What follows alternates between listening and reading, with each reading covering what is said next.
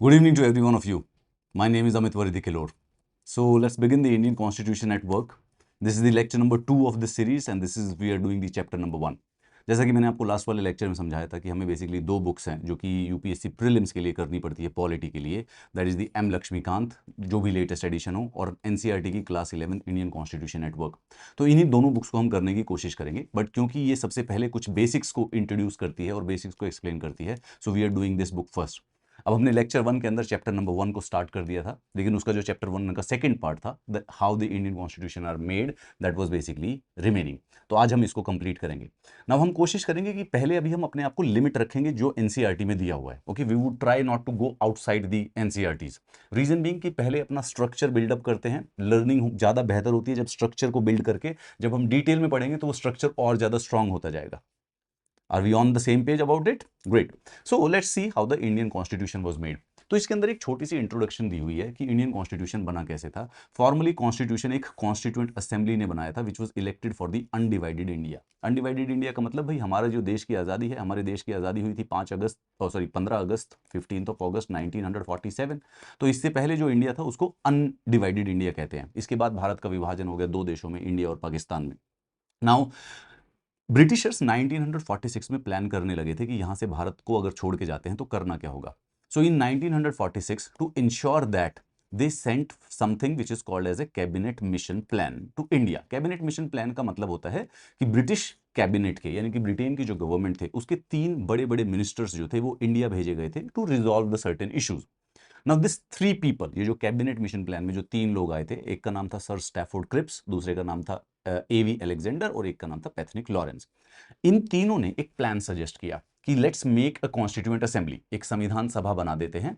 Will leave and then that's संविधान सभा जो है वो कॉन्स्टिट्यूशन बना लेगी, और जब तक कॉन्स्टिट्यूशन नहीं बनता वो बेसिकली देश के पार्लियामेंट की तरह भी एक्ट कर लेगी। सो ये सजेशन दिया। नाउ रिमेंबर दिस कि 1947 से पहले जो ब्रिटेन वाले ब्रिटिशर्स जो थे जो इंडिया को कंट्रोल करते थे वो 2 तरीकों से करते थे। There were 2 types of administrative units in India. India का एक भाग आता था जिसको कहते हैं provinces, British provinces. These were those areas जो कि ब्रिटिशर्स डायरेक्टली कंट्रोल करते थे। यहाँ पे एडमिनिस्ट्रेशन ब्रिटिशर्स का चलता था, यहाँ पर लॉज ब्रिटिशर्स के लगते थे, यहाँ पर ब्रिटिशर्स के जो गवर्नर और गवर्नर जनरल और वॉइस रॉय होते थे वो इसको रन किया करते थे। This was basically what was called as the British India. इसके अलावा एक दूसरा हिस्सा था जिसको प्रिंसली स्टेट्स कहते हैं। प्रिंसली स्टेट्स का मतलब भारत के वो वाले एरियाज जहाँ पे जो लोकल राजा और रजवाड़े राज करते हैं। इन प्रिंसली स्टेट्स का डे टू डे एडमिनिस्ट्रेशन जो है वो राजाओं के या प्रिंसेस के द्वारा चलाया जाता था, परंतु इन सब ने, सारे राजाओं ने बेसिकली सब्सिडरी अलायंस साइन कर रखा था ब्रिटिशर्स के साथ। सो इन इफेक्ट जो फॉरेन पॉलिसी थी या जो डिफेंस था या जो एक्सटर्नल अफेयर्स थे, वो जो इंपॉर्टेंट चीजें थी वो ब्रिटिशर्स हैंडल करते थे, पर वो दिन प्रतिदिन का जो डे टू डे एडमिनिस्ट्रेशन होता था वो बेसिकली राजा और रजवाड़ों के द्वारा चलाया जाता था। तो ये 2 हिस्से थे देश के। पूरा का पूरा हिस्सा एक प्रकार से ब्रिटिशर्स के हाथ में आता था, but this was directly under the control, और ये एक प्रकार का इनडायरेक्ट कंट्रोल प्रिंसली स्टेट्स पे रखते थे। सो ब्रिटिशर्स ने एक सिंपल सा फॉर्मूला लगाया कि जो पॉपुलेशन है उसके प्रोपोर्शन में हम लोग चुन लेते हैं। इन 1946 इंडिया की जो पॉपुलेशन थी वो 38 करोड़ 90 लाख के करीब थी। सो इन्होंने एक सजेशन दिया कि एक काम करते हैं, 389 लोगों को चुन लेते हैं जो कि एक कॉन्स्टिट्यूएंट असेंबली बन जाएगी। ठीक है। 389 में प्रोविंसेस जो थे, जो ब्रिटिशर्स डायरेक्टली कंट्रोल करते थे, यहां से 296 लोगों को चुना जाना था। तो इन्होंने कहा कि हम यहां पे इलेक्शन करवा देंगे, तो जो प्रोविंशियल असेंबलीज बनी हुई थी उन्हीं के लोग बेसिकली इन 296 लोगों को इलेक्ट कर देंगे। और क्योंकि ये प्रिंसली स्टेट्स जो राजा या रजवाड़ों की जगह थी, यहां पर इलेक्शंस पॉसिबल नहीं थे, तो इन्होंने कहा कि जो बाकी के बच्चे 93 सीटें हैं उनके अंदर नॉमिनेशन कर दिए जाएंगे इन प्रिंसली स्टेट्स के राजा रजवाड़ों के द्वारा। पॉपुलेशन के प्रोपोर्शन में ये सीटें बांट दी गई। तो ये वाले जो इलेक्शंस थे ये 1946 में कर दिए गए। जब ये प्रपोजल दिया गया था तो उस समय देश के अंदर 2 बड़ी पॉलिटिकल पार्टी थी, इंडियन नेशनल कांग्रेस और मुस्लिम लीग। दोनों के दोनों ने at that given point of time ये प्रपोजल एक्सेप्ट कर लिया। दोनों के एक्सेप्टेंस के बाद ये इलेक्शन करवाए गए और ये 296 लोगों को इलेक्ट कर लिया गया। अभी के लिए ये भी जानना जरूरी है कि ये 296 लोगों में से 208 सीट्स जो थे इलेक्शंस के बाद कांग्रेस जीत गई, तो यानी कि कॉन्स्टिट्यूएंट असेंबली में कांग्रेस के 208 लोग आ गए। इसमें से 73 सीटें जो थी वो मुस्लिम लीग जीत गई, यानी कि 296 लोगों में से मुस्लिम लीग के 73 आदमी आ गए, और बाकी जो 15 थे वो इंडिपेंडेंट और मिसलेनियस थे। तो इस प्रकार से ये इलेक्शन के द्वारा ये दोनों की दोनों पॉलिटिकल पार्टी स्ट्रांग बन गई। नाउ जब ये कॉन्स्टिट्यूएंट असेंबली बन के तैयार हो गई और इसकी मीटिंग की बात हुई कि चलो अब कॉन्स्टिट्यूएंट असेंबली की पहली मीटिंग होगी, तो इलेक्शंस पे मुस्लिम लीग तैयार हो गई थी, अपने लोगों को इलेक्ट जरूर करवा लिया, लेकिन जब कॉन्स्टिट्यूएंट असेंबली की मीटिंग की बात हुई तो उन्होंने कॉन्स्टिट्यूएंट असेंबली को बॉयकॉट कर दिया।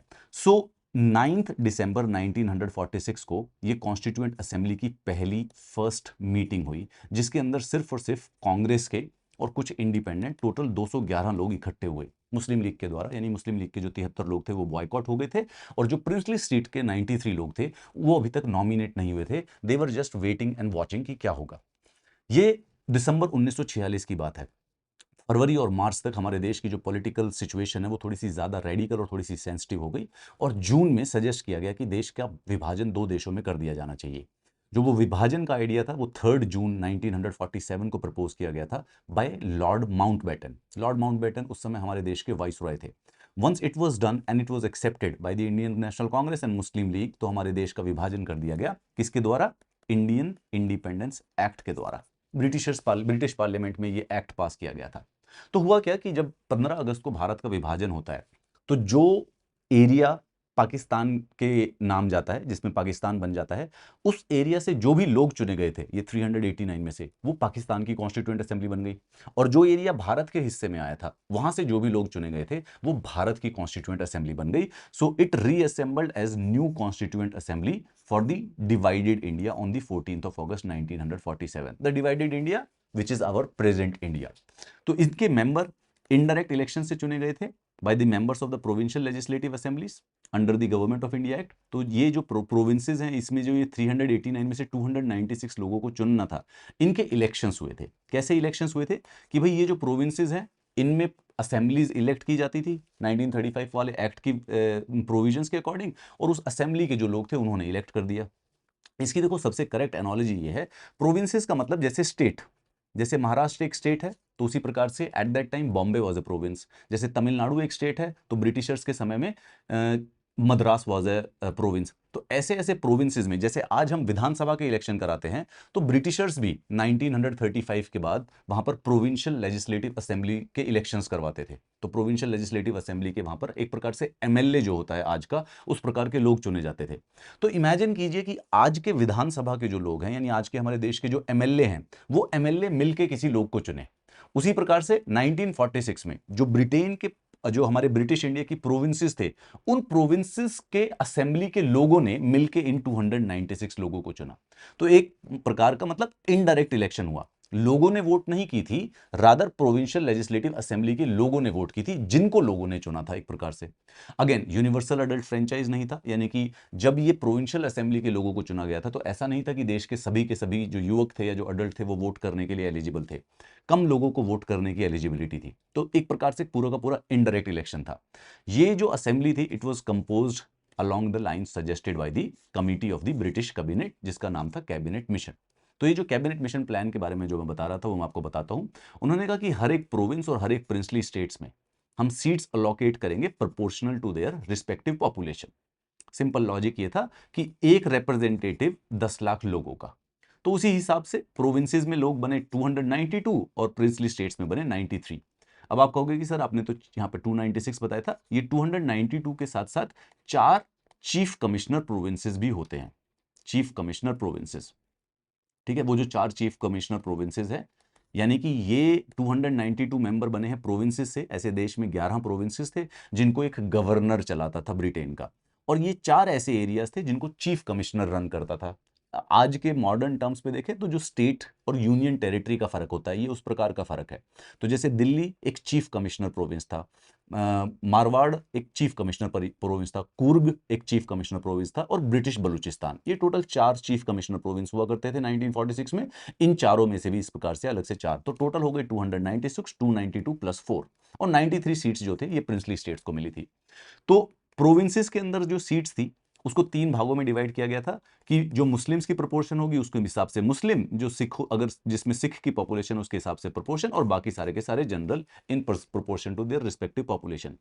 इसी की वजह से मुस्लिम जब इलेक्शन हुए तो मुस्लिम लीग कम से कम नहीं तो 73 सीटें जीत गई, और members of each community in the provincial legislative assembly elected their own representative by the method of the proportional representation by the single transferable vote। यानी कि जैसे बॉम्बे प्रोविंस में कुछ member of provincial legislative assembly चुने हुए हैं।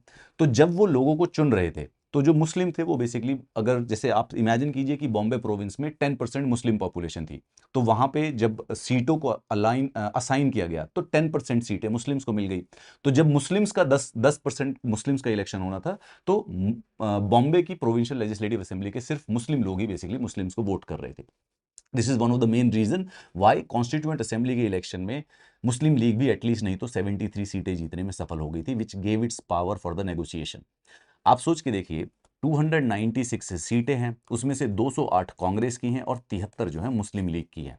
ऐसा क्या रीजन रहा था कि मुस्लिम लीग हर किसी डिबेट को, हर किसी नेगोशिएशन को कॉम्प्रोमाइज पर लेके आने के लिए ताकत रखती थी? क्यों? क्योंकि एटलीस्ट नहीं तो आप देखिए 74, that is like almost 1/4 of the seat, तो मुस्लिम लीग के पास कांग्रेस के 1/4 पावर एग्जिस्ट करती थी। तो जब तक मुस्लिम लीग को सेटिस्फाई नहीं किया जा सकता था, किसी भी डिसीजन का आना ऑलमोस्ट इम्पॉसिबल था।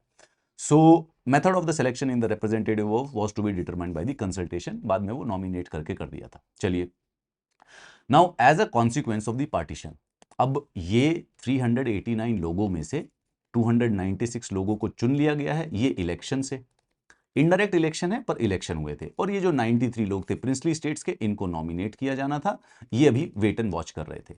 पर ये सब कुछ कब हो गया है? All this has happened in 1946।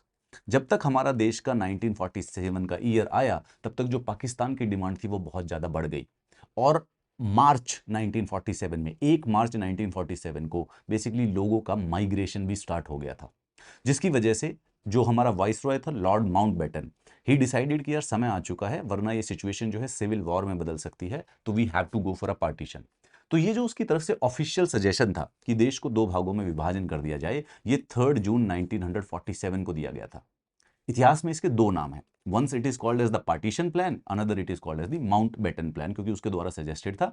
सो जो मेंबर्स पाकिस्तान से इलेक्ट हुए थे वो बेसिकली पाकिस्तान की कॉन्स्टिट्यूएंट असेंबली में चले गए, और जो इंडिया में थे इंडिया के बन गए। तो हमारी जो असेंबली की जो टोटल संख्या थी वो 299 हो गई। आप इससे ये भी इमेजिन कर सकते हो कि जब भारत आज़ाद हुआ था तो हमारी टोटल पॉपुलेशन उस समय 29 करोड़ 90 लाख थी। सो बनते बनते अगर हम पूरा का पूरा जुड़ा हुआ इंडिया रहते, पाकिस्तान और बांग्लादेश और भारत पूरा एक ही इंडिया रहता, तो बेसिकली टोटल 389 मेंबर्स होते।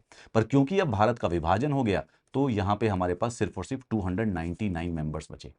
15 अगस्त 1947 को ये हमारी कॉन्स्टिट्यूएंट असेंबली बन गई, and then these are the 299 people जो कि अगले 2 ढाई 3 साल लग के हमारा पूरा का पूरा कॉन्स्टिट्यूशन बनाते हैं। Constitution was adopted on the 26 of the नवंबर 1949। ठीक है, तो ये 299 लोगों ने बनाया।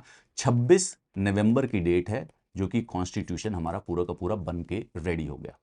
अगर आप आज भी प्रियम्बल पढ़ते हो, if you read the preamble even today, this is exactly the date which is written on the preamble. Now this is a good question for the prelims. देखो, सबको मालूम है कि हमारा रिपब्लिक डे है जो है 26 जनवरी 1950 है, राइट? जिन लोगों ने कॉन्स्टिट्यूशन भी नहीं पढ़ा, हम स्कूल में सेलिब्रेट तो करते थे, सबको रिपब्लिक डे के बारे में तो पता है। Now this is the Republic Day, why? क्योंकि इस दिन हमारा कॉन्स्टिट्यूशन कमेंस होता है, कमेंस। लेकिन अडॉप्ट और इनेक्ट, अडॉप्ट और इनेक्ट का ये मतलब है कि किस दिन कॉन्स्टिट्यूएंट असेंबली ने बोला कि ये डॉक्यूमेंट फाइनल बनके तैयार हो गया है और ये कंप्लीटली हम अग्री करते हैं कि ये वाला हमारे देश का कॉन्स्टिट्यूशन होना चाहिए। दैट डेट वाज द 26 नवंबर 1949। फिर उन्होंने ये डिसाइड किया कि अब कॉन्स्टिट्यूशन देश पर लागू होना स्टार्ट होगा, तो वो उन्होंने डेट जो थी वो 2 महीने बाद की रख दी, हिस्टोरिकल प्रेसिडेंस की वजह से, क्योंकि ये डेट सेलिब्रेट की जा रही थी पूर्ण स्वराज दिवस के रूप में, तो उसकी एक सिग्निफिकेंस थी, हिस्टोरिकल सिग्निफिकेंस थी। सिविल डिसोबीडियंस मूवमेंट ये पूर्ण स्वराज दिवस मनाने के बाद शुरू किया गया था, तो इसीलिए इस डेट की हिस्टोरिकल सेंटिमेंटल वैल्यू होने की वजह से वी डिसाइडेड कि this shall be the day of the Republic day. हमारा देश जो है वो कॉन्स्टिट्यूशन इस दिन से कमेंस करेगा या बिगिन करेगा। सो इट केम, कॉन्स्टिट्यूशन जो फोर्स में था वो 26 जनवरी 1950 को आता है। ड्यूरिंग दिस टाइम कॉन्स्टिट्यूशन तब बन रहा था, तब हमारे देश में वायलेंस हो रहा था, पार्टीशन हो रहा था। पर ये बात देखिए कि हमारे देश के जो फ्रेमर्स थे कॉन्स्टिट्यूशन के, उन्होंने इस दौरान, इस रेडिकल टाइम के दौरान, जब देश के अंदर राइट्स हो रहे हैं, पार्टीशन हो रहा है, उस समय ये कॉन्स्टिट्यूशन बनाया है। और साथ ही साथ उस पार्टीशन के जो जो लेसन्स थे उनको भी बेसिकली उन्होंने कॉन्स्टिट्यूशन के अंदर इंक्लूड किया to make a sustainable, strong, persevere, resilient constitution. The constitution was committed to a new conception of the citizenship, where minorities को भी सिक्योर रखेंगे और रिलीजियस आइडेंटिटी का सिटीजनशिप के ऊपर कोई रिलेशन नहीं होगा। दैट इज द रीजन हमने इस प्रकार का कॉन्स्टिट्यूशन चुना। लेकिन ये सिर्फ और सिर्फ यार बाहर की छोटी छोटी सी सुपरफिशियल बातें हैं कि कॉन्स्टिट्यूशन कैसे बना। असेंबली के जो लोग थे, ये बात तो फैक्ट है कि वो यूनिवर्सल सफरेज से नहीं चुने गए थे। इसका मतलब उस समय जितने भी भारत में लोग रहते थे, ऐसा नहीं है कि सारे अडल्ट लोगों ने वोट किया और उसके बाद उनको चुना। There was an indirect election, there was obviously certain nominated people also, जो कि राजा रजवाड़ों के द्वारा नॉमिनेट किए गए थे। बट उसके बावजूद भी कोशिश की गई थी कि जो वो कॉन्स्टिट्यूएंट असेंबली, जो वो संविधान सभा बने, वो थोड़ी सी रिप्रेजेंटेटिव हो। हर रिलीजन के लोग उसके अंदर आते थे। इस असेंबली के अंदर कम से कम नहीं तो 28 मेंबर्स शेड्यूल्ड कास्ट के भी थे, 28। पॉलिटिकल पार्टीज में ये फैक्ट है कि ज़्यादातर जो लोग थे वो कांग्रेस के थे। भाई इन 299 लोगों में से कम नहीं तो 200 लोग तो कांग्रेस के थे। 82% ऑफ द सीट्स कांग्रेस के द्वारा थी। बट ये इत्तेफाक की बात है, ये इंसिडेंटल बात है कि कांग्रेस खुद इतनी ज़्यादा डाइवर्स पार्टी थी कि उसके अंदर हर पॉलिटिकल जो कलर है उसके लोग थे। सो देर वर राइट विंगर्स ऑल्सो, देर वर लेफ्ट विंगर्स ऑल्सो, देर वर सेंटरिस्ट ऑल्सो, देर वर लिबरल्स ऑल्सो, देर वर कंजर्वेटिव ऑल्सो, देर वर ऑर्थोडॉक्स ऑल्सो। ये कांग्रेस की ऐसी अकोमोडेटिंग नेचर थी कि every single political thought was included in that party. This is one of the main reason why Indian Constitution is so successful and it's so resilient कि वो 75 साल से चल रहा है। क्यों? क्योंकि हमने ऊपर वाले पिछले वाले चैप्टर में पढ़ा था कि कॉन्स्टिट्यूशन वही बन पाता है, कॉन्स्टिट्यूशन वही सफल हो पाता है जो कि सबको अकोमोडेट करके चल रहा हो, सबके लिए कुछ ना कुछ हो। The principle of the deliberation. तो ये जो कॉन्स्टिट्यूशन बनाने का एक इंपॉर्टेंट ये रीजन था कि इन्होंने जो ये कॉन्स्टिट्यूएंट असेंबली थी, इन्होंने नेगोशिएशन और डेलिब्रेशन से बेसिकली कॉन्स्टिट्यूशन बनाया।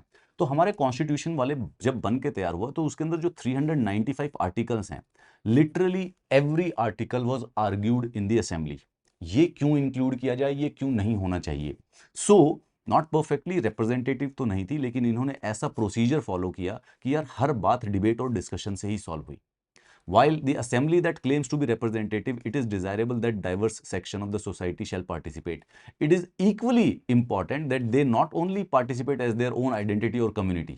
Actually में वो सबका interest, तो member deliberated upon the constitution with the interest of the whole nation in mind. सिर्फ ये नहीं था कि शेड्यूल्ड कास्ट को इंक्लूड कर दिया या फिर मुस्लिम्स को इंक्लूड कर दिया, या विमेन भी बेसिकली इसका पार्ट है।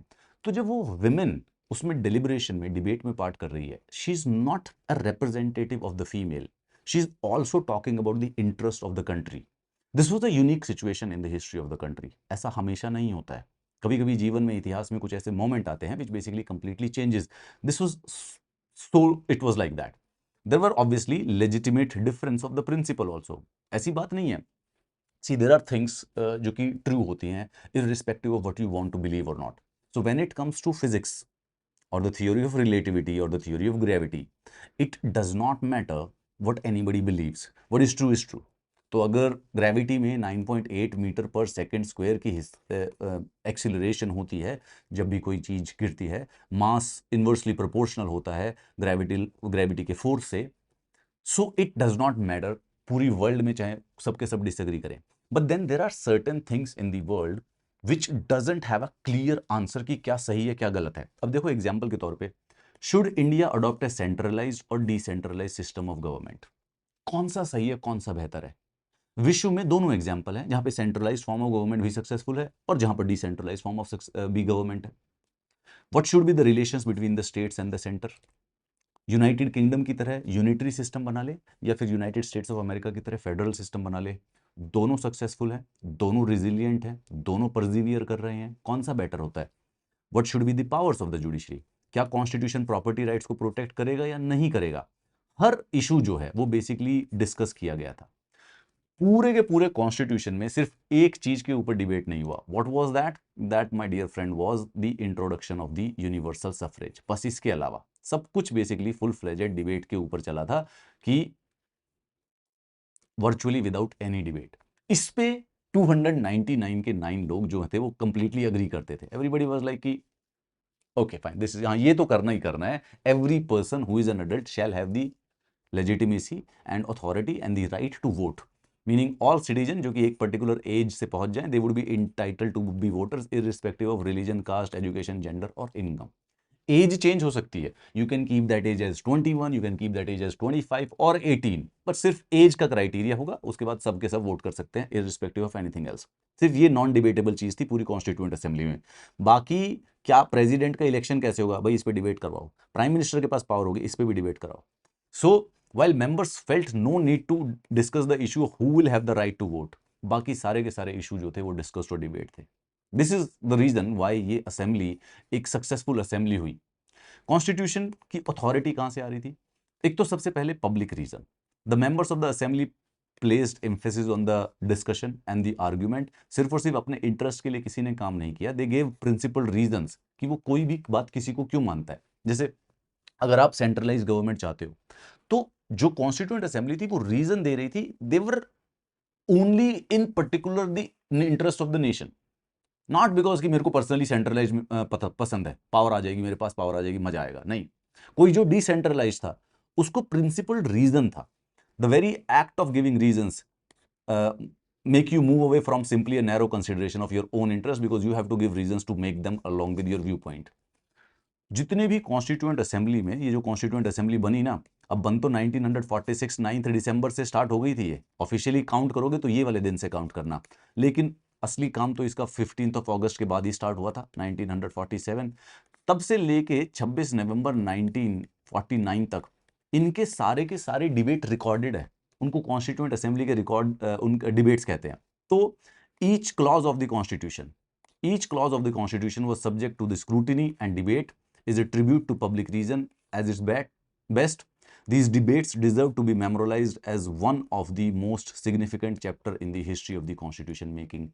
French और American Revolution उसकी historical जो significance है उसके लेवल पे था हमारा इंडियन कॉन्स्टिट्यूशन का मेकअप।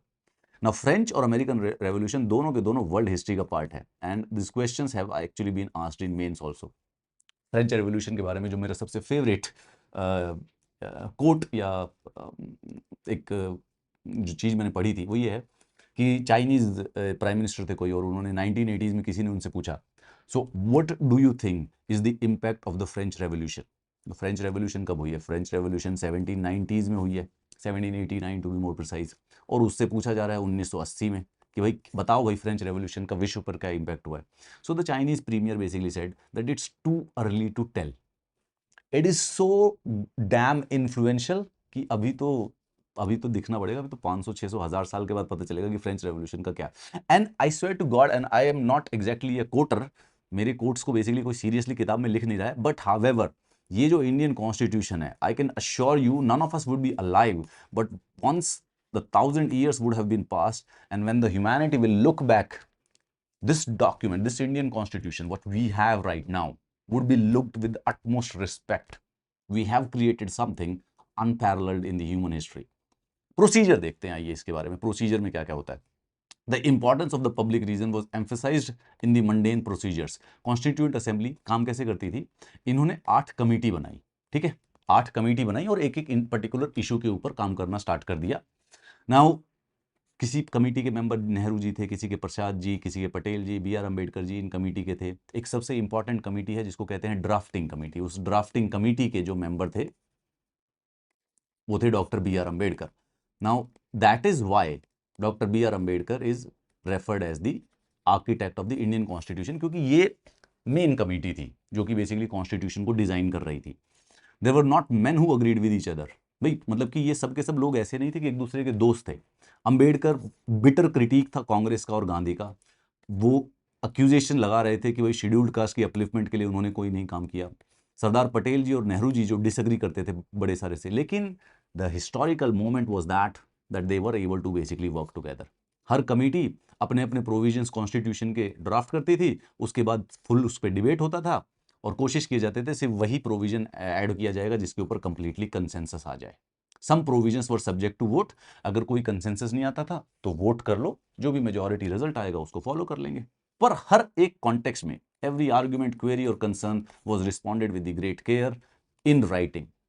असेंबली जो थी मेट फॉर 166 डेज, 166 दिन की मीटिंग्स हुई थी over a period of 2 years and 11 months। और कब से काउंट करूं, मैं एक बार याद दिला दूं, 9 दिसंबर 1946 से काउंट कीजिएगा till the 26 November.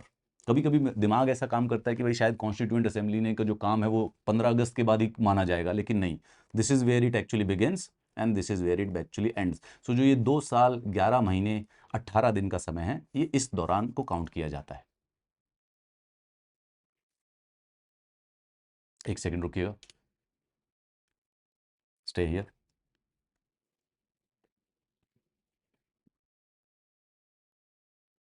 This is funny. So कोई भी कॉन्स्टिट्यूशन सिंपली असेंबली से थोड़ी ना बन जाता है। एक्चुअली में जब ये असेंबली काम कर रही थी तो जो प्रीसीडिंग स्ट्रगल था फ्रीडम का, उसके वो 3-4 डेकेड के जो प्रिंसिपल्स थे ना, वो इस असेंबली को गाइड कर रहे थे। So for the decades preceding the promulgation of the constitution, जो नेशनलिस्ट मूवमेंट है, ये सब क्वेश्चंस पहले डिबेट हो चुके थे, उसी से बेसिकली इनके आइडियाज आए थे। बेस्ट समरी अगर हम देखें तो कैसे पता चलेगा, we can read something which is called as the objective resolution. तो जैसे मैंने आपको बताया भाई, ये 9 दिसंबर 1946 को ये असेंबली पहली बार मिली। तो 4 दिन के बाद 13 ऑफ द दिसंबर 1946 को जवाहरलाल नेहरू जी इस असेंबली के सामने आते हैं और एक डॉक्यूमेंट प्रेजेंट करते हैं which is called as the objectives resolution. क्या नाम है इसका भाई? सिंपल सी बात है, ऑब्जेक्टिव रेजोल्यूशन। ऑब्जेक्टिव रेजोल्यूशन का अगर नाम देखो तो ऑब्जेक्टिव्स रेजोल्यूशन, इस असेंबली के क्या ऑब्जेक्टिव्स होंगे, ऐसे वाला document. This resolution defined the AIIMS of the assembly. ये जवाहरलाल नेहरू जी ने 1946 13 दिसंबर को इस असेंबली के सामने रखा था, और इसी रेजोल्यूशन के अंदर इसके एस्पिरेशंस और वैल्यूज इसमें मेंशन थी कॉन्स्टिट्यूशन के अंदर। Now the thing is this कि देखिए मैं बताता हूं, इस रेजोल्यूशन के बेसिस पर देश का जो हमारा संविधान है उसमें इक्वालिटी, लिबर्टी, डेमोक्रेसी, सॉवरेनिटी और एक कॉस्मोपॉलिटन आइडेंटिटी दी गई। तो हमारा कॉन्स्टिट्यूशन सिर्फ और सिर्फ रूल्स और प्रोसीजर्स नहीं है, रादर एक मॉरल कमिटमेंट है to establish a government that will fulfil the promises that the nationalist movement held before the people. ये ऑब्जेक्टिव रेजोल्यूशंस है। इसमें आप ये समझ लीजिए कि अगर आप एक नई असेंबली बना के बैठे हुए हैं और आपको कल से काम स्टार्ट करना है कॉन्स्टिट्यूशन का, तो उससे पहले आपके पास एक समरी, एक गाइड होनी चाहिए कि क्या करना है। तो जवाहरलाल नेहरू जी के ऑब्जेक्टिव रेजोल्यूशन में ये लिखा हुआ था कि यार एक ऐसा संविधान बनाते हैं जहां पे भारत एक इंडिपेंडेंट सॉवरेन रिपब्लिक बने।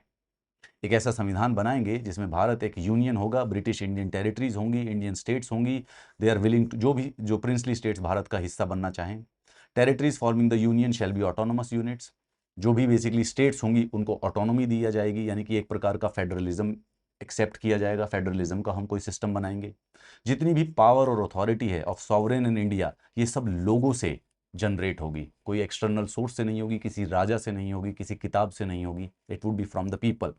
जितने भी लोग होंगे, ये संविधान बनाने का पर्पस ये है कि हम इन लोगों को सोशल, इकोनॉमिक और पॉलिटिकल जस्टिस दिला पाएं, उनको इक्वल अपॉर्चुनिटी और स्टेटस दे पाएं, उनको लॉ के सामने बराबरी दे पाएं, उनको स्पीच की, एक्सप्रेशन की, बिलीफ की, फेथ की, वर्शिप की, वोकेशन की, एसोसिएशन की, एक्शन की फ्रीडम दे पाएं, subject to law and public morality obviously.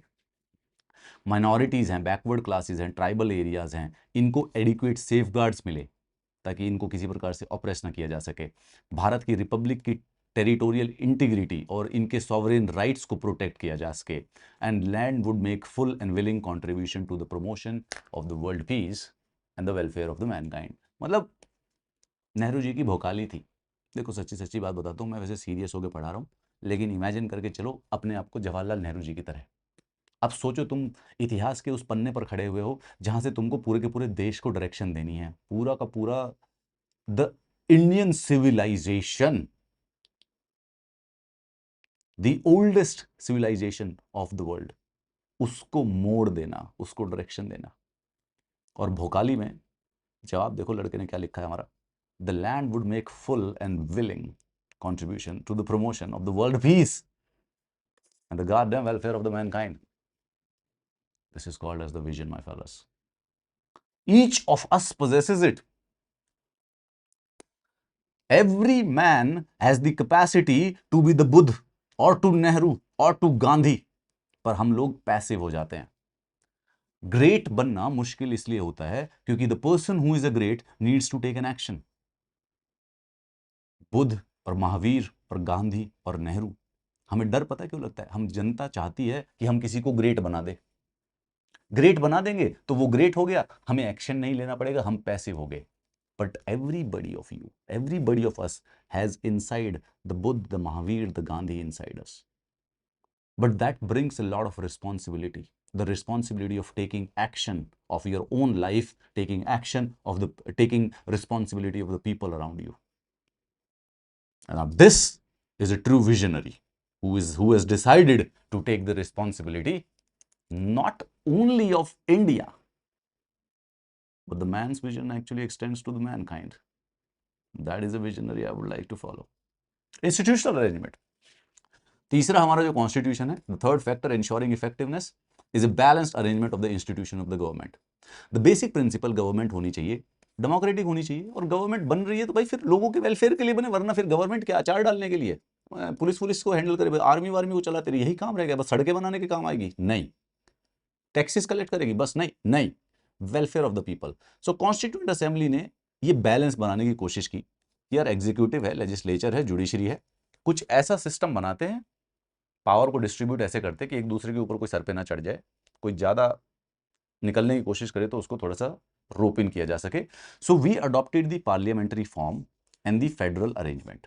ये दोनों के दोनों का पर्पस क्या है? पार्लियामेंट्री फॉर्म ऑफ गवर्नमेंट बनाने का और फेडरल फॉर्म ऑफ गवर्नमेंट बनाने का. इसका पर्पस है पावर डिस्ट्रीब्यूशन. इसका मतलब है कि गवर्नमेंट की पावर को डिस्ट्रीब्यूट कर दो. यहां पे हॉरिजॉन्टल, एक लेजिस्लेचर में बांट दो, एक एग्जीक्यूटिव में बांट दो, एक जुडिशरी में, और यहां पे वर्टिकल, एक नेशनल गवर्नमेंट को दे दो और एक स्टेट गवर्नमेंट को दे दो. ये दोनों की दोनों डिस्ट्रीब्यूशन कर दो. ये हॉरिजॉन्टल डिस्ट्रीब्यूशन है, same power distributed at the same level. और ये वर्टिकल डिस्ट्रीब्यूशन है, distribution of the power on the levels. So एक तो लेजिस्लेचर और एग्जीक्यूटिव और एक स्टेट और सेंट्रल गवर्नमेंट के बीच में. तो ये कॉन्सेप्ट बनाया था हमने बढ़िया सा. नाउ दिस फेडरलिज्म, ये जो कॉन्सेप्ट है, ये हमने देखा कि ये यूएसए वाले फॉलो करते हैं. So we took that version and adopted it to our own needs. और जो ये पार्लियामेंट्री वाला सिस्टम था, ये हमारे देखा कि ये यूनाइटेड किंगडम वाले फॉलो करते हैं. This is what we actually did. ये हमने कॉन्स्टिट्यूशन में इनकलकेट कर दिया. So framer of the constitution got this idea and they were not ours to borrowing from other constitutional traditions. Now this is very personal. I don't like the word borrow. मतलब मुझे ये word ना, basically I think ये they're wrong whenever they use it, that we borrowed it from the other constitution. मुझे लगता है कि थोड़ा सा गलत यूज कर रहे हैं. First of all the reason is this, we didn't actually borrow per se. I think ये English language की limitation है that we have to use the word borrow. This is something like this. So for example, suppose if you go and make a car tomorrow, अगर आपको कल car design करनी है तो उसमें कितने टायर लगाओगे? 4. उसमें सीट बेल्ट भी लगाओगे. अब उसमें सीट बेल्ट लगा दोगे तो कोई ये बोलेगा ये तो तुमने वॉल्वो से क्या नाम है कॉपी किया है, बोरो किया है. ये तो तुमने क्या नाम है स्टीयरिंग व्हील तो तुमने मर्सिडीज से कॉपी कर लिया है, ये तो इसमें इंजन लगता है, ये तो फोर्ड वालों ने लगाया था. I think that will be wrong, right? For example if you go and design a phone tomorrow, तो हम फोन डिजाइन करेंगे तो एक स्क्रीन होगी फोन पे, एक पीछे बैक पे शीशा या एल्यूमिनियम लगा देंगे, उस पर कुछ ऐप होंगी, उसको क्लिक करने पे कुछ होगा, and will be like we are borrowing it from Android और iPhone. No, the thing is that कि हमारा कॉन्स्टिट्यूशन 1950 में बना था and a lot of ideas had developed in west earlier. अब रिटन कॉन्स्टिट्यूशन यूएसए ने लिख दिया, यूएसए ने उसके अंदर फंडामेंटल राइट्स लिख दिए, तो अब जहां पर भी फंडामेंटल राइट्स लिखे जाते हैं दे बी लाइक कि ये यूएसए से बोरो किए गए. Now the word borrow is wrong. This is not such a novelty of an idea कि उन्होंने राइट्स को कॉन्स्टिट्यूशन में लिख दिया. वन वे और the other somebody else would have stumbled upon it. पर academically speaking, we usually say that कि we borrow from the other constitutional traditions, which only means the fact कि जो हमारे कॉन्स्टिट्यूशन में कुछ कुछ फीचर्स इन्वॉल्व हैं, वो बेसिकली हम देखते हैं कि सबसे पहले किसने किया. तो फॉर एग्जांपल हमारे कॉन्स्टिट्यूशन में फंडामेंटल राइट्स लिखे हुए हैं, but the first to do was the USA. So hence we say कि we borrowed the idea of the fundamental rights from USA. Rights तो पहले से एग्जिस्ट करते हैं. राइट्स तो भारत में यूएसए एग्जिस्ट भी नहीं करता था, उससे पहले भी भारत के लोगों को कुछ तो अधिकार थे. एंशिएंट हिस्ट्री में भी थे, हमारे एंशिएंट भारत में भी थे. तो ये इस पे ना थोड़ा सा मतलब अब ये है, अब सारी बुक्स ऐसे ही मेंशन करती है तो चलो इसको ऐसे याद कर लेते हैं. सो ये टेस्टामेंट है कि हमारे असेंबली में लोग इतने इंटेलिजेंट थे कि उनको सारे के सारे हिस्टोरिकल एग्जांपल्स पता थे और सभी they borrowed a number of provisions from different constitution. लेकिन थैंक गॉड ऐसा नहीं है कि जान के बाद देखा और चेप दिया क्या लिखा हो तुमने, ऐसा नहीं था. All of those ideas they were defended on the grounds कि वो इंडियन प्रॉब्लम्स और एस्पिरेशंस के लिए सूटेड थे. ठीक है, तो exactly they were not parochial in their outlook, they could take the best available everywhere in the world and they make. और ये भी तो बहम नहीं करना चाहिए. देखो आजकल कभी कभी आर्गुमेंट चला है ये तो वेस्ट है, ये तो वेस्टर्न हो गया है. बात वेस्ट की और ईस्ट की कभी है ही नहीं. अर्थ तो गोल है ना, अर्थ में थोड़ी ना वेस्ट और ईस्ट होना चाहिए. वेस्ट और ईस्ट तो हमने बना रखा है.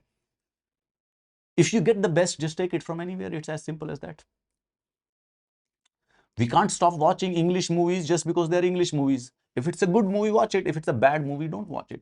चाहे भारत में, इंडिया में अच्छी मूवी है तो अच्छी मूवी देखो, बैड मूवी है तो बैड मूवी मत देखो, उससे कोई फर्क नहीं पड़ता कि वो कौन सी मूवी है. Similarly, the values and the aspirations of the Constitution, the principles of the Constitution, whichever is following the good and best tradition and which is more adaptable or more helpful for us, take it. This is the exact attitude we had. तो ये कुछ कुछ ideas हैं जो कि हमने लिया, कहाँ से लिया, और हमें याद करना है, ठीक है. जैसे कि भाई provisions which has been adopted from the constitution of the different countries. तो ब्रिटिश कॉन्स्टिट्यूशन से हमने सबसे ज़्यादा मैक्सिमम लिया हुआ है. एक तो इसका स्पेसिफिक रीज़न ये नहीं था कि हमें ब्रिटिशर्स बहुत पसंद थे, ऐसा नहीं था कि हम ब्रिटेन घूमने जाते तो पसंद आया. ये इसलिए किया क्योंकि from last 200 years almost, well to be more precise 190 years specifically, Britishers were basically ruling the country. So when they left, the administrative system that existed was primarily introduced by the Britishers. So first of all it was familiar, और फिर हमने अपने accordingly adopt और कर लिया इसको. तो कुछ कुछ आइडिया जैसे कि फर्स्ट पास द पोस्ट, तो जैसे इलेक्शन का जो सिस्टम है वो हमने यहाँ से ले लिया. ये जो पार्लियामेंट्री फॉर्म ऑफ गवर्नमेंट है ये हमने बेसिकली ब्रिटिशर से ले लिया. रूल ऑफ लॉ का जो कॉन्सेप्ट है, नो रूल ऑफ लॉ का कॉन्सेप्ट ऐसा ब्रिटिशर्स के जन्म दिया हुआ नहीं है. It's not a theory of gravity जो कि न्यूटन ने दी है. इट्स जस्ट दैट कि उसके हिस्टोरिकल प्रेसिडेंस जो हैं वो जनरली इस समय ब्रिटेन में हुए थे, तो इसलिए हम बोल देते हैं कि रूल ऑफ लॉ हमने ब्रिटेन से लिया. इंस्टीट्यूशन ऑफ स्पीकर और रोल, लॉ मेकिंग प्रोसीजर, ये जो प्राइमरली ज़्यादातर सिस्टम थे ये हमने ब्रिटिश कॉन्स्टिट्यूशन से ले लिए. यूएसए का भी इंपॉर्टेंट है, फंडामेंटल राइट्स और जुडिशियल रिव्यू और independence of judiciary, this was basically taken from the United States of America. Then French constitution से ये principles of the liberty, equality और फ्रेटर्निटी, ये हमारे प्रीएम्बल में भी लिखे हुए हैं, ये हमारे 2 फंडामेंटल राइट भी हैं. देन आयरिश कॉन्स्टिट्यूशन से हमने लिया directive principles of the state policy, this is given in the chapter 4 of the constitution, will do it, easy chapter. And then Canadian constitution से ले लिया हमने थोड़ा सा क्वासी फेडरल गवर्नमेंट. अब देखो यूएसए की हमने जो फेडरलिज्म का कॉन्सेप्ट है वो यूएसए से लिया है. Why? Because they were the first country to basically begin it. लेकिन हमने उनका एग्जैक्ट सिस्टम नहीं अपनाया, हमने थोड़ा सा अपना लिया कनाडा वाला सिस्टम. कनाडा का सिस्टम फुल फ्लेजेड फेडरलिज्म नहीं है, क्वासी फेडरल है. क्वासी का मतलब होता है सेमाई, थोड़ा सा फेडरल, थोड़ा सा नहीं, थोड़ा सा है, ठीक है. तो मतलब कि है तो फेडरलिज्म लेकिन थोड़े से चेंजेस कर रखे हमने. तो हमने भी फेडरलिज्म सिस्टम बनाया है, लेकिन हमारे यहाँ पे सेंट्रल गवर्नमेंट ज्यादा स्ट्रांग है. फेडरलिज्म का मतलब क्या होता है? The distribution of power in the national and the state government. तो जनरली स्पीकिंग यूएसए का फेडरलिज्म ऐसा है कि दोनों के पास इक्वल पावर है, दोनों की दोनों ना बराबर की हैं. स्टेट वालों के पास भी फुल फ्लेजेड पावर एग्जिस्ट करती है, नेशनल वालों के पास भी फुल फ्लेजेड पावर एग्जिस्ट करती है. वी अडॉप्टेड दिस, ये हमने भी कर दिया. हमने भी कुछ पावर नेशनल गवर्नमेंट को दे दी और कुछ पावर बेसिकली स्टेट गवर्नमेंट को दे दी. बट हमने यहाँ पे थोड़ा सा चेंजेस किया. हमने नेशनल गवर्नमेंट को थोड़ा सा ज्यादा पावरफुल बनाया और स्टेट गवर्नमेंट को थोड़ा सा उससे कम पावरफुल बना रखा है. सो ये हो गए फुल फ्लेजेड फेडरलिज्म. हमारा हो गया थोड़ा सा क्वासी फेडरलिज्म, कि है हमारे यहाँ पे सेम सिस्टम पर यूनियन गवर्नमेंट या जो नेशनल गवर्नमेंट है थोड़ी सी स्लाइटली ज्यादा पावरफुल है. The idea of the residual power. Residual का मतलब है देखो जो पावर कॉन्स्टिट्यूशन में लिख दी वो तो ठीक है, जो नहीं लिखी उनका क्या.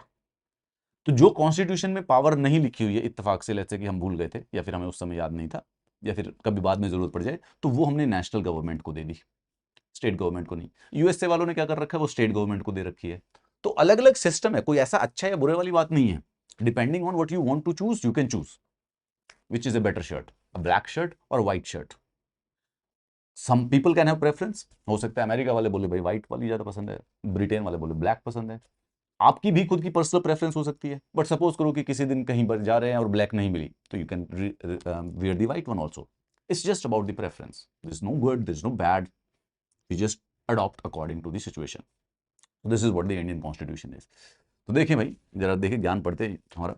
It is a tribute to the wisdom and the foresight of the makers of the Constitution that they presented to the nation, through the nation a document that enshrined the fundamental values and the highest aspirations shared by the people. This is one of the reasons why this most intricately crafted document has not only survived but become a living reality when so many other constitutions have perished with the paper they were first written on. क्या कटाक्ष मारा गया भाई. देखो, एक तो बात है पोइट्री तो पूरी कर देती है कभी कभी एनसीईआरटी वाले, इतनी भौकाल लाइन को फिर दोबारा से पढ़ना पड़ता है. Now, this is one of the reasons why this most intricately crafted document has not only survived but become a living reality when so many other constitutions have perished with the paper they were written on. God damn, this is poetry. So, India का जो constitution है वो बहुत ही unique document है. ठीक है। उसके बाद वो एग्जाम्पल भी बना। जैसे हम कहते हैं कि यूएसए का कॉन्स्टिट्यूशन से हमने फंडामेंटल राइट लिए, फिर इंडियन कॉन्स्टिट्यूशन एक सिंबल बन गया दूसरों को इंस्पायर करने के लिए। साउथ अफ्रीका का जो कॉन्स्टिट्यूशन है, it has been in large manners inspired by Indian constitution. The main purpose जो कि हमें 3 साल का समय लगा था इसको बनाने के लिए, वो था कि हम वो बैलेंस लाना चाहते थे हमारी कॉन्स्टिट्यूंट असेंबली, कि इस कॉन्स्टिट्यूशन के जो कॉन्स्टिट्यूशन जिन जिन इंस्टीट्यूशंस को क्रिएट करे वो हैप-हैज़र्ड ना हो, टेंटेटिव ना हो, पर लंबे समय तक चले। This is the constitution we need to study. अब अगर सच्चे अच्छे यूपीएससी एस्पिरेंट हो तो ये नीचे जो एनसीईआरटी के नीचे जो एक्सरसाइज दी होती है ना, इनको करना पड़ेगा। नहीं करोगे तो लगेगा कोई फायदा नहीं होगा, फिर फायदा नहीं है, वो प्रीलिम्स फिर 2 नंबर से रह जाएगा। देखें, which of this is not a function of the constitution. चलिए, बहुत आसान है, सिंपल सा क्वेश्चन है ये। अब देखो, ये आपको लग रहा है ये आसान क्वेश्चन है, ये प्रीलिम्स में पूछ लो, इसको करेगा कर कौन कैसे पाएगा? It gives a guarantee of rights to citizen. Yes. It marks out different spheres. Yes. It gives expression to some shared value. Yes. This is not the function. It ensures that good people come to power. That is not under the domain of the constitution. That has to be done by us. वो हमारी responsibility है कि सही लोगों को power दी जाए। चलो आज फिलोसफी नहीं मारेंगे अभी, हैं विच उसका भी it comes later. Which of the following is a good reason to conclude that the authority of the constitution is higher than that of parliament. कि भाई कॉन्स्टिट्यूशन एक्चुअली में पार्लियामेंट से ऊपर है। क्या रीजन है? Constitution was framed before the parliament came into being.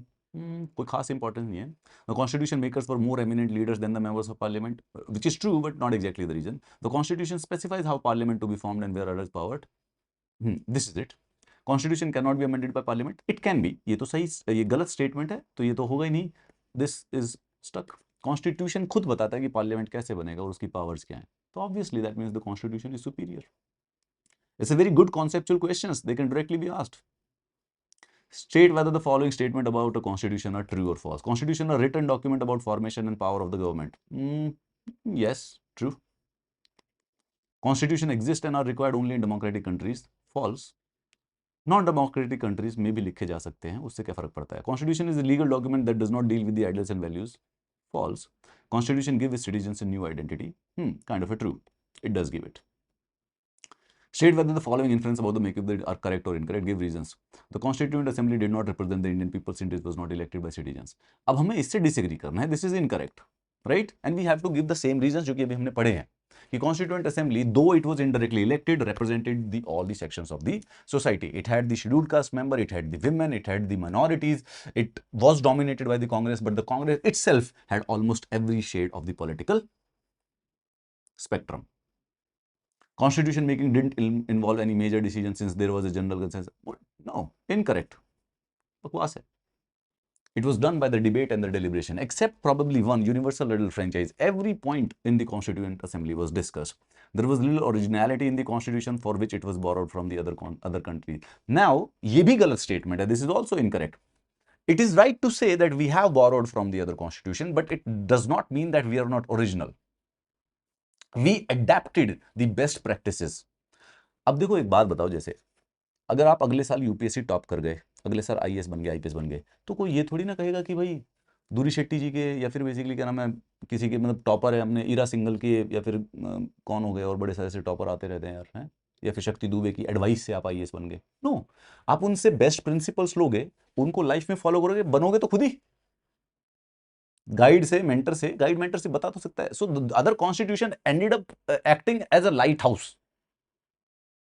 हमारा रास्ता लाइट किया गया था, रोशनी थी हमारे पास दूसरे कॉन्स्टिट्यूशन की, बट चल के हम खुद गए थे। तो ऐसा नहीं है कि हम ओरिजिनल नहीं थे, we were. Give 2 examples each to support constitution was made by credible leaders who commanded people's respect. Jawaharlal Nehru और बी आर अम्बेडकर जी का एग्जांपल देते हैं। Constitution has distributed power in such a way as to make it difficult to subvert it. दोनों की दोनों बात बता देना, पार्लियामेंट्री गवर्नमेंट सिस्टम और federalism. You can explain the constitution is the locus of people hopes and aspirations. पूरा का पूरा प्रियम्बल लिख देना इसके अंदर। Why is it necessary for a country to have a clear demarcation of powers and responsibility in the constitution? What would happen in the absence of such a demarcation? ये वाली बात हो जाएगी यार।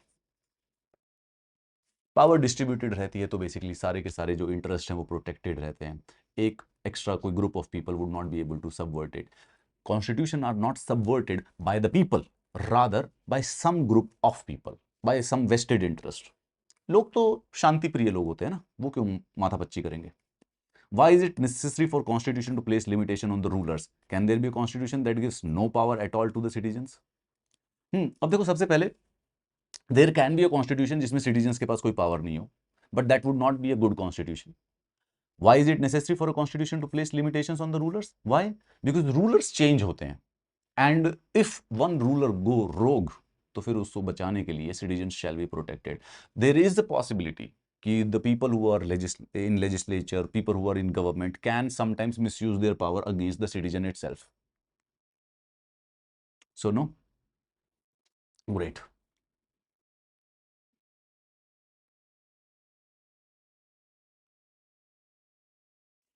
You may watch and discuss the Rajya Sabha TV series called as Samvidhan, the Making of the Constitution of India. खुद स्वयं NCERT आपके सामने भगवान श्री कृष्ण बनकर आपको कुछ पिक्चरें देखने को बोल रही है। Enjoy film such as Gandhi, Sardar and doctor Baba Saheb Ambedkar. तो ऑडियो विजुअल जो मटेरियल है वो डीपन कर देता है थोड़ा सा कॉन्स्टिट्यूशन का context. Now I would actually advice you should watch this movie Gandhi. कुछ नहीं तो भाई एटलीस्ट नहीं तो 1900 से लेके 1950 तक का जो इंडियन नेशनल मूवमेंट है वो विजुअली आपके दिमाग में आ जाता है ना। ये कौन सी मूवी है? गांधी। दिस इज 1982, 1982 में मिली थी। अंग्रेजों की पिक्चर है ये। ऑस्कर जीती थी 8 ऑस्कर। तो देखते वक्त थोड़ी सी बोरिंग लगेगी बट अच्छी है, मतलब देखेंगे थोड़ा सा बोर हो जाओगे। आई एम नॉट सेइंग, देखो ये अच्छी, अगर अच्छी पिक्चर देखनी है तो मिशन इम्पॉसिबल फॉल आउट, ठीक है। इफ यू वांट टू से सर कोई बढ़िया सी मूवी बता दो मजा आ जाए देख के, तो यार मिशन इम्पॉसिबल फॉल आउट, ठीक है। फन मूवी देखनी हो तो, या फिर रोग नेशन देख लो, या फिर घोस्ट प्रोटोकॉल देख लो, ठीक है। Mission Impossible, Rogue Nation, Ghost Protocol वो देख लो, ठीक है। But if you want to learn modern history पढ़नी है, मॉडर्न हिस्ट्री में यार ये मूवी देख लो गांधी। मैं तो कभी कभी जब क्लासेस लिया करता था P2I में, मैं ये मूवी ही दिखा देता था 2-3 सीन। दांडी मार्च को असली में समझोगे या पिक्चर देख लो ये वाली। 3 घंटे की पिक्चर है, बहुत बोर करेगी। आई am not a supporter of the movie. Bore होने का संभावना है, लेकिन सबटाइटल लगा के देखो तो थोड़ा सा याद हो जाएंगी चीजें। मॉडर्न हिस्ट्री अच्छी तरह से, एक्चुअली गांधी से रिलेटेड जो जो चीजें वो याद हो जाएंगी, which is what our purpose is. उसके बाद ये वाला क्या नाम है, संविधान वाली जो सीरीज है, ये वाली सीरीज भी देख लोगे तो चीजें बड़ी अच्छी अच्छी तरह से याद हो जाएंगी। Again during the free time, right? All right, let's see. Tomorrow we'll do the lecture number 3 and we are going to do the chapter number 2 of this series. ये जो पूरी की पूरी series है, this will probably take just 5 to 6 days, and the moment we are done with that, we'll actually start with the Lakshmikant, right? That is it. Hopefully I'll actually start it beforehand only, अगर ये मुझसे record हो गया तो। Okay, please like, share and subscribe. I feel very cringy while saying it, but I've been advised कि sir बोल दीजिए बच्चे भूल जाते हैं. Is that so? Do you people forget that you have to like the videos and subscribe the channel? I really do not know how to do that, क्योंकि पहले मैं एक बड़े चैनल पे काम करता था जहाँ पे मुझे ऐसा बोलने की जरूरत नहीं पड़ती थी, पर अभी तो मैं अकेला ही हूँ ना। सो आई हैव बीन टोल्ड कि सर आप जब भी वीडियो खत्म करें तो अपने बच्चों को बता दीजिएगा कि they should like, share and subscribe, because they want to do it but they usually forget.